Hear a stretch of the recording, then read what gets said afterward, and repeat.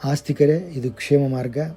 ನಾಳೆ ಆಷಾಢ ಶುದ್ಧ ದಶಮಿಯಿಂದ ಕಾರ್ತಿಕ ಶುದ್ಧ ದ್ವಾದಶಿಯವರೆಗೆ ಚಾತುರ್ಮಾಸ್ಯ ಆರಂಭ. ಹಿರಣ್ಯಾಕ್ಷನು ಧರಣಿದೇವಿಯನ್ನು ಅಪಾರವಾದ ನೀರಿನ ರಾಶಿಯಲ್ಲಿಟ್ಟಾಗ ಧರಣಿದೇವಿಯ ಉದ್ಧಾರಕ್ಕಾಗಿ ಭಗವಂತನು ವರಾಹನಾಗಿ ಅವತರಿಸಿ ನೀರಿನಾಳದಿಂದ ಎತ್ತಿ ತರುವಾಗ ಧರಣಿದೇವಿಯು ಕೇಳಿರ್ತಕ್ಕಂಥ ಕೆಲವು ಪ್ರಶ್ನೆಗಳಿಗೆ ಉತ್ತರಿಸುತ್ತಾ ಆಷಾಢ ಶುದ್ಧ ಏಕಾದಶಿಯಿಂದ ಕಾರ್ತಿಕ ಶುದ್ಧ ಉತ್ಥಾನ ದ್ವಾದಶಿವರೆಗಿನ 4 ತಿಂಗಳ ಅವಧಿಯು ತನಗೆ ಅತ್ಯಂತ ಪ್ರೀತಿಕಾಲ ಅಂತ ಹೇಳಿದ. ಈ ಅವಧಿಯಲ್ಲಿ ಮಾಡ್ತಕ್ಕಂಥ ಜಪ ತಪ ದಾನಗಳಿಗೆ ಅನಂತ ಫಲ ಅಂತ ಹೇಳಿದ. ಇದು ಅನಂತ ಫಲ ಅಂತ ಯಾಕಂತಾರ್ರಿ? ಫಲಾಪೇಕ್ಷೆ ಇಲ್ಲದೆ ಯಾವುದಾದ್ರು ದಾನ ಧರ್ಮ ಜಪ ಮಾಡಬೇಕು ಅಂಥೇಳಿ ಒತ್ತು ಕೊಟ್ಟು ಹೇಳೋ ಮುಂದಾಗ ಈ ಅನಂತ ಫಲ ಅಂತ ಯಾಕೆ ಹೇಳ್ತಾರೆ? ಇಲ್ಲಿ ಇಷ್ಟ ಪುಣ್ಯ ಮತ್ತು ನಷ್ಟ ಪುಣ್ಯ ಅಂಥೇಳಿ ನಾವು ಮಾಡ್ತಕ್ಕಂಥ ಸಂಪಾದನೆ. ಇಷ್ಟ ಪುಣ್ಯ ನಮ್ಮ ಉದ್ಧಾರಕ್ಕೆ ಎಷ್ಟು ಬೇಕೋ ಅಷ್ಟು, ನಷ್ಟ ಪುಣ್ಯ ಇನ್ನೊಬ್ಬರಿಗೆ ಕೊಟ್ಟು ಅದನ್ನು ಕಳ್ಕೋಬೇಕು, ನಷ್ಟ ಮಾಡಿಕೋಬೇಕು. ಮಂತ್ರಾಲಯ ಪ್ರಭುಗಳು ಆ ನಷ್ಟ ಪುಣ್ಯವನ್ನು ಬಹಳಷ್ಟು ಸಂಪಾದನೆ ಮಾಡಿದ್ದರಿಂದ ನಮ್ಮೆಲ್ಲರನ್ನ ಕೇಳಿದನ್ನೆಲ್ಲ ಕೊಟ್ಟು ಆ ತಮ್ಮ ಪುಣ್ಯವನ್ನು ನಷ್ಟ ಮಾಡಿಕೊಳ್ಳೋಕ್ಕೆ ಅಲ್ಲಿ ಮಂತ್ರಾಲಯದಲ್ಲಿ ನೆಲೆಸಿದ್ದಾರೆ.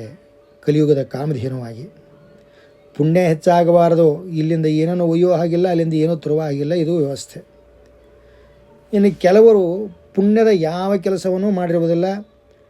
ಈ ಅನಂತ ಪುಣ್ಯದ ಅಗತ್ಯತೆ ಅಂಥವರಿಗಿರ್ತದೆ, ಅವರಿಗಾಗಿ ಅನಂತ ಫಲ ಅಂತ ಹೇಳಿದ್ದು. ಇನ್ನು ಕೆಲವರು ದಾನಗಳನ್ನು ಮಾಡಿಯೇ ಇರುವುದಿಲ್ಲ.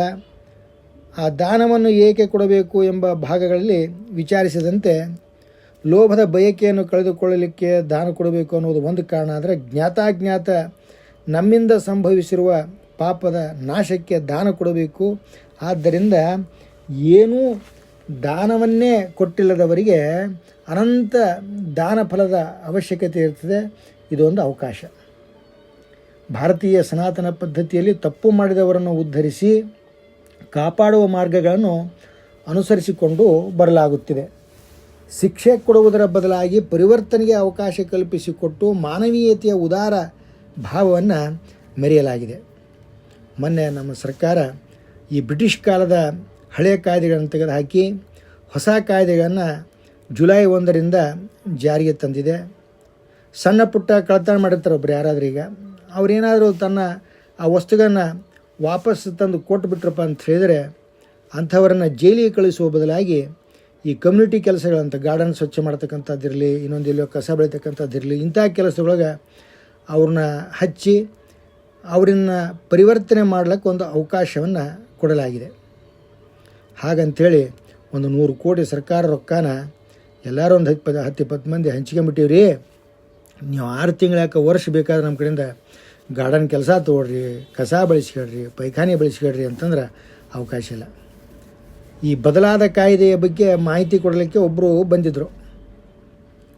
ಅವರಂತಿದ್ರು, ಬ್ರಿಟಿಷ್ ಕಾನೂನು ಸಾಮಾನ್ಯ ಅಲ್ರಿ, ಏನೋ ಬದಲಾದ ಸನ್ನಿವೇಶಗಳಿಗೆ ಅಲ್ಪ ಸ್ವಲ್ಪ ಬದಲಾವಣೆ ಮಾಡಿದ್ದಾರೆ ಅಷ್ಟೇ ಅಂಥೇಳಿ ಏನು ಆ ಬ್ರಿಟಿಷರನ್ನು ಭಾಳಷ್ಟು ಕೊಂಡಾಡಿದರು.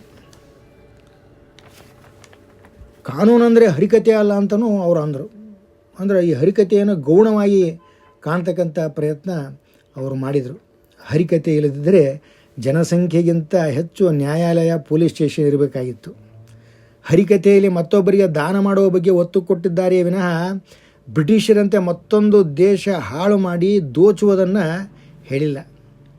ವಿದ್ಯಾವಂತರಿಂದನೇ ನಮ್ಮ ದೇಶಕ್ಕೆ, ನಮ್ಮ ನಾಡಿನ ಸಂಸ್ಕೃತಿಗೆ, ನೆಲದ ಸಂಸ್ಕೃತಿಗೆ ಅಪಾಯ ಹೆಚ್ಚು.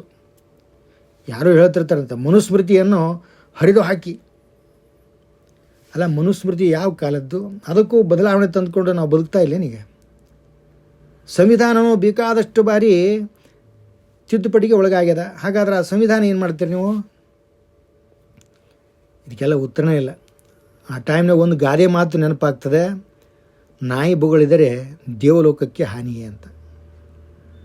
ಆಯಿತು, ಇದು ವಿಷ್ಣು ಶಯನೋತ್ಸವ ಅಂತ ಹೇಳ್ತೀವಿ ನಾವು. ಸೂರ್ಯನು ಕರ್ಕಾಟಕ ರಾಶಿಯಲ್ಲಿದ್ದಾಗ ಆಷಾಢ ಶುದ್ಧ ಏಕಾದಶಿ, ಅಂದಿನಿಂದ ದೇವತೆಗಳ ರಾತ್ರಿ ಆರಂಭ. ಹೀಗಾಗಿ ದೇವತೆಗಳು ಮಲಗಿದ್ದಾಗ ಶುಭ ಕಾರ್ಯ ಮಾಡುವುದಿಲ್ಲ. ಇನ್ನು ಈ ಚಾತುರ್ಮಾಸ್ಯದ ಮಧ್ಯದ ಅವಧಿಯೊಳಗೆ ವಿಷ್ಣು ಪರಿವರ್ತನೋತ್ಸವ ಅಂತ, ಭಾದ್ರಪದ ಶುಕ್ಲ ಏಕಾದಶಿ ಆ ಸ್ವಾಮಿ ಮಲಗಿದಲ್ಲೇ ಏನಪ್ಪ ಅಂದ್ರೆ ಒಂದು ಮಗ್ಲನ್ನು ಬದಲಾಯಿಸ್ತಾನೆ, ಅದಕ್ಕೆ ಅದರ ಪರಿವರ್ತನೋತ್ಸವ ಅಂತ. ಅದಾದ ನಂತರ ಪ್ರಬೋಧೋತ್ಸವ ಅಂತ ಬರ್ತಾರೆ. ಕಾರ್ತಿಕ ಶುದ್ಧ ದ್ವಾದಶಿ, ಉತ್ಥಾನ ದ್ವಾದಶಿ ದಿವಸ. ಈ 4 ತಿಂಗಳ ಅವಧಿಯಲ್ಲಿ ಜೀವಿಗಳ ಚಟುವಟಿಕೆ ಮಂದವಾಗಿರುತ್ತದೆ. ಆದ್ದರಿಂದ ಒಂದೇ ಕಡೆ ವಾಸ್ತವ್ಯ. ಮಳೆಯಿಂದಾಗಿ ಮಳೆ ಹುಳ ಇನ್ನೊಂದು ಮುನ್ನೊಂದು ಸಂಚಾರ ಮಧ್ಯೆ ಕಾಲಿಗೆ ಸಿಕ್ಕು ಹಿಂಸೆ ಅನುಭವಿಸಿ ಸಾಯುವ ಸಂಭವ. ಆದ್ದರಿಂದ ಸಂಚಾರ ನಿಷಿದ್ಧ. ಮಳೆಗೆ ತೊಯ್ದಂಥ ತರಕಾರಿಯಲ್ಲಿ ಕ್ರಿಮಿಕೀಟಗಳು ಉದ್ಭವಿಸಿ ಅದನ್ನು ತಿಂದವರ ಆರೋಗ್ಯದಲ್ಲಿ ಏರುಪೇರು ಆಗ್ತಕ್ಕಂಥ ಸಂಭವ ಇರೋದರಿಂದ ಮತ್ತು ಕ್ರಿಮಿಕೀಟನ್ನು ತಿಂದಂಥ ಪಾಪಕ್ಕೂ ಗುರಿ ಆಗಬಾರ್ದು, ಆರೋಗ್ಯನೂ ಕೆಡಬಾರ್ದು. ಆದ್ದರಿಂದ ತರಕಾರಿ ನಿಷಿದ್ಧ. ಈ ಚಾತುರ್ಮಾಸಿ ಇಲ್ಲದಿದ್ದರೂ ಏನಪ್ಪ ಅಂದ್ರೆ ಜೇನುಮುನಿಗಳು ಬರಿಗಾಲಲ್ಲಿ ನಡೆದುಕೊಂಡು ಏನಪ್ಪ ಅಂದ್ರೆ ಹೋಗುವುದನ್ನು ನಾವೆಲ್ಲ ನೋಡಿದ್ದೀವಿ. ಬಾಯಿಗೆ ಮಾಸ್ಕ್ ಅಂತೂ ಅವರು ಧಾರಣೆ ಮಾಡಿಕೊಂಡೇ ಇರ್ತಾರೆ. ಎಂಥ ಕಠಿಣ ತಪಸ್ಸು ಅಂದ್ರೆ ಅದು ಕಂಡಾಗ ಕೈ ಮುಗಿಬೇಕು. ನಾಳೆಯಿಂದ ವಿಶೇಷವಾಗಿ ಬ್ರಾಹ್ಮಣ ಯತಿಗಳಿಂದ ಚಾತುರ್ಮಾಸ್ಯ ವ್ರತಾರಂಭ. ಈ ಅವಧಿಯಲ್ಲಿ ಒಂದೇ ಸ್ಥಳದಲ್ಲಿ ಇರ್ತಾರೆ. ಈ ಶರೀರ ಸಾಧನಾ ಶರೀರ. ಆರೋಗ್ಯವಾಗಿದ್ದರೆ ಮಾತ್ರ ದೈವಿಕ ಮತ್ತು ಆರ್ಥಿಕ ಸಂಪತ್ತಿನ ಸಂಪಾದನೆ. ರೋಗಕ್ಕೆ ಕಾರಣವಾಗುವ ರೋಗಾಣುವನ್ನು ನಾಶಪಡಿಸುವುದು ಪ್ರಗತಿಪರ ವೈದ್ಯಕೀಯ ಚಿಕಿತ್ಸಾ ಪದ್ಧತಿಯಾದರೆ, ರೋಗಾಣು ಉತ್ಪತ್ತಿಯಾಗದಂತೆ ಮುಂಜಾಗ್ರತೆ ವಹಿಸಿ ಚಿಕಿತ್ಸೆ ಮಾಡುವುದೇ ಭಾರತೀಯ ಸನಾತನ ಚಿಕಿತ್ಸಾ ಪದ್ಧತಿ. ವಾತ ಪಿತ್ತ ಕಫ ಎಂಬ ತ್ರಿದೋಷದಿಂದ ರೋಗ. ವಾತ ಪಿತ್ತ ಕಫ 3 ಸ್ವ ಅಂದರೆ ವ್ಯಕ್ತಿಯಲ್ಲಿ ಸರಿಯಾದ ಪ್ರಮಾಣದಲ್ಲಿ, ಸ್ಥ ಅಂದರೆ ಇದ್ದರೆ ಸ್ವಾಸ್ಥ್ಯ. ತ್ರಿದೋಷಗಳು ಉಂಟಾಗದಂತೆ ಎಚ್ಚರಿಕೆ ವಹಿಸುವುದೇ ವ್ರತಾದಿಗಳನ್ನು ಆಚರಿಸುವುದರ ಹಿಂದಿನ ಉದ್ದೇಶ. ಶಾಖವ್ರತ, ದಧಿವ್ರತ, ಕ್ಷೀರವ್ರತ, ದ್ವಿದಳ ವ್ರತ. ಈ ಚಾತುರ್ಮಾಸ್ಯದ ಅವಧಿಯಲ್ಲಿ ಜೀರಿಗೆ ಅಥವಾ ವ್ರತದ ಪುಡಿಯನ್ನೇ ಹೆಚ್ಚಾಗಿ ಬಳಸಲಾಗುತ್ತದೆ. ಜಪತಪಗಳಿಂದ ಚಿತ್ತವು ವಿಕಾರಗೊಳ್ಳುವುದನ್ನು ತಪ್ಪಿಸಬಹುದು. ಏಕಾದಶಿ ಹಿಂದಿನ ದಶಮಿಯಿಂದಲೇ, ನಾಳೆಯಿಂದಲೇ ಏಕಭುಕ್ತನಾಗಿ ಏಕಾದಶಿ ಉಪವಾಸಕ್ಕೆ ಸಿದ್ಧತೆ. ಏಕಾದಶಿಯಂದು ಯಾಕೆ ಉಪವಾಸ? 15 ದಿನಕ್ಕೊಮ್ಮೆ ಆದರೂ ಉಪವಾಸ ಮಾಡುವುದರಿಂದ ಮಲಬದ್ಧತೆಯನ್ನು ತಡೆದು ಆರೋಗ್ಯದಿಂದ ಇರಬಹುದು. ಹಾಗಾದರೆ ತಿಂಗಳೊಳಗೆ ಯಾವತ್ತಾದರೂ 2 ದಿನ ಉಪವಾಸ ಮಾಡಿದರೆ ಆಗೋದಿಲ್ವೇ? ಹಾಗೆ ಇಲ್ಲ. ನಾವು ಉಂಡ ಆಹಾರ ವಿಷವಾಗದಂತೆ ಚಂದ್ರನಿಂದ ಹೊರಡುವ ಸೋಮರಸ ಕಾರ್ಯ ಮಾಡುತ್ತದೆ. 11ನೇ ದಿವಸ ಚಂದ್ರನ ಸೋಮರಸ ನಿರ್ಬಲ ಆಗಿರ್ತದೆ, ಅಂದರೆ ವೀಕ್ ಆಗಿರ್ತದೆ. ಅವತ್ತೇ ಉಪವಾಸ ಮಾಡಿದರೆ ಕ್ಷೇಮ ಅಂತ ಜ್ಞಾನಿಗಳು ನಿಷ್ಕರ್ಷ ಮಾಡಿಟ್ಟಿದ್ದಾರೆ. ಅದನ್ನು ನಂಬಿ ನಡೆದರೆ ಕ್ಷೇಮ. ಚಾತುರ್ಮಾಸ್ಯ ಆಚರಣೆಯನ್ನು ನೆನಪಿಗೆ ತಂದುಕೊಂಡೆವು. ಕ್ಷೇಮ ಮಾರ್ಗವನ್ನು ಅನುಸರಿಸಿ ಕ್ಷೇಮವಾಗಿರಿ.